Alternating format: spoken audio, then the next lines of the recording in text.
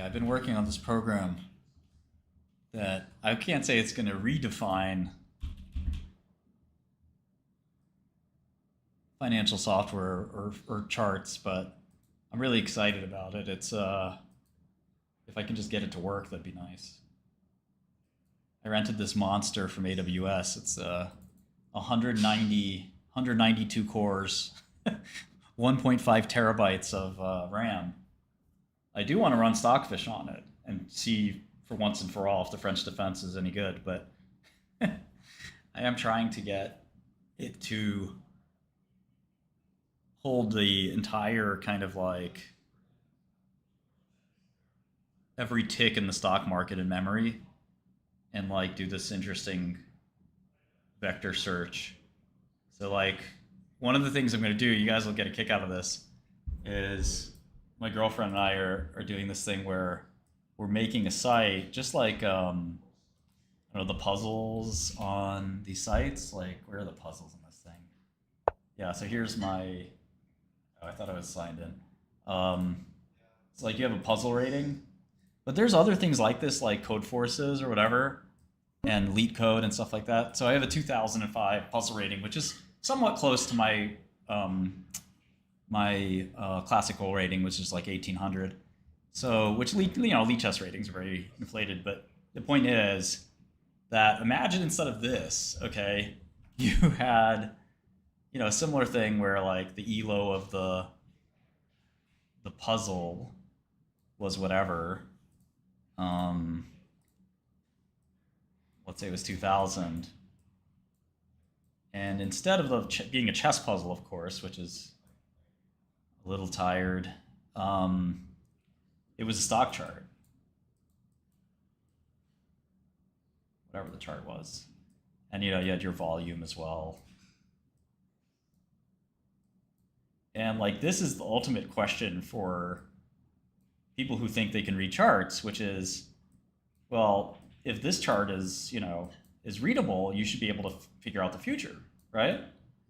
And so basically, you can give them one or two options. You can basically say, draw the next. I'm sorry about these stupid volume bars. So we're trying to figure out what the best options are. We could probably make two modes, but the first is like, okay, so here is the demarcation line.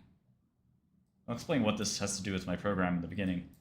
But this is the demarcation line of when you're supposed to predict what happens after. And again, if you're a chartist, you might say, all right, well, I don't know. I've got this bounce off support or whatever the fuck, it's a channel and, the volume accumulation dropped here. So, whatever. You guys know how I feel about charts, but that's the point. And then you select, you could either draw, we'll basically say, okay, like here's the area we want you to continue from here and draw what happened. And we could do like a least squares estimate best fit of like how you compare it against the reality. Maybe reality was that. This actually would have been a pretty close fit. But it could also have been reality was that and you did terrible. And so, we can then rank you versus random, like a random estimate. And we could also, instead of doing like draw, we could just give you like 4 buttons, like, -3% to, to infinity, -3 to 0, plus 0 to +3%, and 3% to infinity. And basically, a machine would have a 25% chance of getting these right. And I contend that the average user will have a 25% chance. And in fact, the distribution will not be very good in the sense that like over time, most people will have like the same distribution as a machine with enough sample. So this is ultimately like a very, very, very, very kind of nasty experiment about like, well, if you think technical analysis works, then make it work. Show me that it works. Show me that you can predict the future. And, people generally say, well, this isn't the way that, I do technical analysis. I look at the company, what they do, and so forth. And then, I can add that as well. There's so many funny kind of ways to do this, and it really kind of you know gives you this like, and you can pass on a chart if you wanted as well, possibly, but this sort of gives you a very rough, a really strong test of like, is this falsifiable, right? If you can prove that there's edge in charts, I mean, we don't know how you draw the charts, right? That's on you. I only know if you got it right or wrong. So if you know how to draw it, you should be able to prove it. You could use whatever methods you want to draw them. So, I think it'll be pretty clear that nobody can do this at scale easily. Now, what the program does is kind of fun. It searches for an n tuple of vectors that are equivalent to these. So let's say this is the current chart for, say Palantir.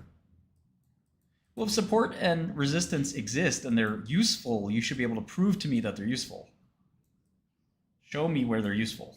Show me how they're useful. If there's actual value there to be had, you should be able to, just like a fork in chess is useful. Well, great. You should look for forks or situations where you can induce a fork or whatever. But, I know in chess that I can win material when I hit a fork.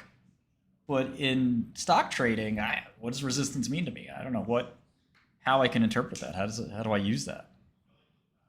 So anyway, here's the point of this: is that you have this 30 tuple of 1 minute candles. These are connected in a straight line. Let's say there are 30 candles here. It's just laborious to draw the candles, but let's say you have these 30 candles.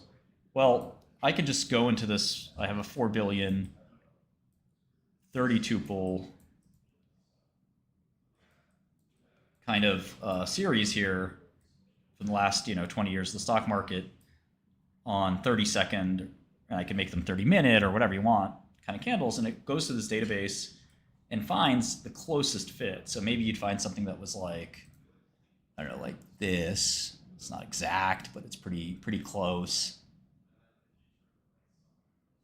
Remember, I get to see every 30 period ensemble or vector ever in the stock market. So there's got to be something that matches it closely. And the question is, let's say this is real time, right? This is right now. This is 4 or 5:06 p.m. Imagine the market's not closed or something, but whatever. It's 2 hours ago. 3:06 p.m. and you want to know, it's 1 second, you want to know what the next 30 seconds looks like, right? Well, I could show you in the past kind of what this red line continued to do. And if it matches so great with the blue line, maybe that means you might want to be long for the next 30 seconds or so. And so this is the idea behind that. I'm not sure what roll bit is. Does rollbit do something like this? This is a pretty hard program to write. Or at least it has been.